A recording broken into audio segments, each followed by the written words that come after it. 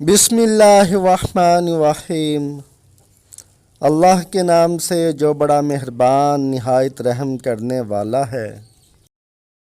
अच्छे लोगों को ठोकर मारोगे तो वो टूटेंगे नहीं, लेकिन फिसल कर तुम्हारी ज़िंदगी और पहुँच से बहुत दूर चले जाएंगे। जिस्म गंदा हो तो लोग दूर हो जाते हैं, और अगर दिल गंदा हो तो रब दूर हो जाता है। शेख सादी रहमतुल्लाह अलैह फरमाते हैं, लोग आपके अखलाक की कदर भी उस वक्त करेंगे जब आपके पास दौलत और ताकत हो।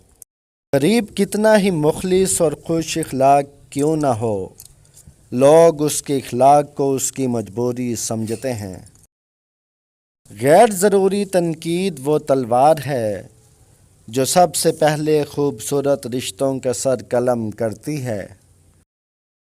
पाकीज़गी तो सिर्फ नफ़रत में रह गई है, मोहब्बत में तो लोग कपड़े उतार देते हैं।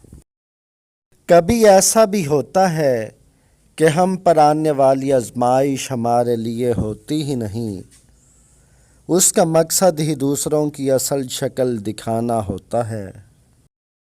अगर आप ज़्यादा ही ज़रूरतमंद हैं तो ज़कात लीजिए, ना कि जहेज़।